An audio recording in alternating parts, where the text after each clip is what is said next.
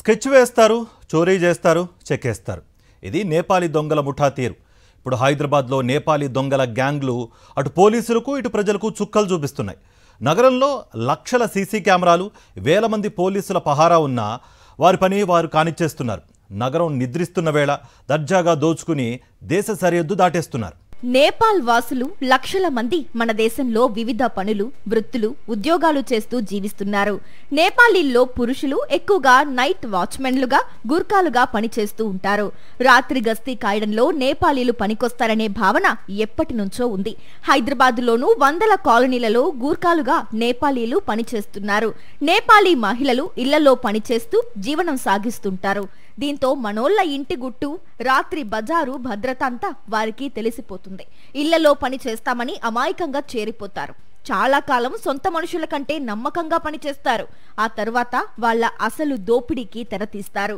ఈ మధ్య నేపాలీ దొంగల పేరు వింటేనే భయం పుడుతోందని అంటున్నారు నగరవాసులు.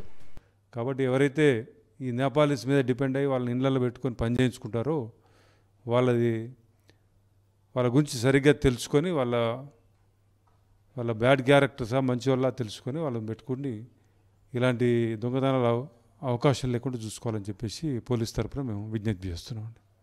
వృద్ధులు ఒంటరిగా జీవించే కుటుంబాలను టార్గెట్ చేసుకుని వాళ్ల వద్దకు అమాయకంగా వెళ్లి పనికి కుదురుతారు. 6 నెలలు లేదా ఏడాది గడిచిన తర్వాత ఆయా కుటుంబాల్లో ఉన్న ఆర్థిక రహస్యాలను సైలెంట్ గా పసిగడతారు. ఇంట్లోకి డబ్బు ఎప్పుడొస్తుంది, బంగారం ఎక్కడుంటుందో తెలుసుకుంటారు. సరైన సమయం చూసి దొంగతనం చేసి నేపాల్కు పారిపోతారు. లేదంటే ఆరితేరిన నేపాలీ ముఠాలకు సమాచారం ఇస్తారు. ఇంట్లో ఎవరెవరుంటారు, ఏ సమయంలో ఇంట్లోకి ఎంటర్ కావాలి, ఎటు నుంచి రావాలో రెక్కి నిర్వహించి పక్కాగా ప్లాన్ వేస్తారు. ఒకవేళ అడ్డొస్తే వృద్ధులని కూడా చూడకుండా లేపేస్తారు. హైదరాబాద్లో నేపాలీ దొంగల ముఠా సామాన్యులనే కాదు, మాజీ ఆర్మీ అధికారులను కూడా వదలట్లేదు. సికింద్రాబాద్ కార్ఖానా పోలీస్ స్టేషన్ పరిధిలో గన్ రాక్ ఎంక్లేవ్లో నేపాలీ గ్యాంగ్ దొంగతనానికి పాల్పడింది. ఇంట్లో పనిచేసే నేపాల్కు చెందిన దంపతులు మరో 4గురితో కలిసి ఈ చోరీకి పాల్పడ్డారు. సినీ ఫక్కీలో ఇంటి యజమాని కాళ్ళు చేతులు కట్టేసి మూతికి ప్లాస్టర్ వేసి 25 తులాల బంగారంతో పాటు 23 లక్షల నగదును దోచుకెళ్లారు. 2 ఏళ్ల క్రితం సింధీ కాలనీలో ఏకంగా 5 కోట్ల దొంగతనాలకు పాల్పడింది ఓ నేపాలీ దొంగల ముఠా. వాళ్లను నమ్మొద్దని, వాళ్ల దేశంలో ఉన్న దొంగలను గుర్తించినా ఇండియాకు తీసుకురావడం కష్టమే అంటున్నారు పోలీసులు.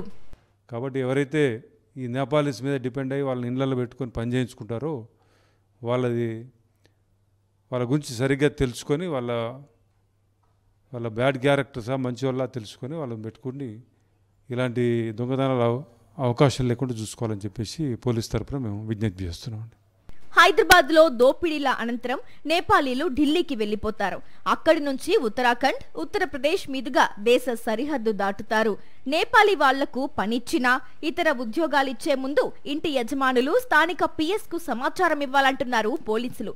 వారి క్రైమ్ స్టేటస్ తెలుసుకుని జాగ్రత్త పడాల్సిందే అంటున్నారు.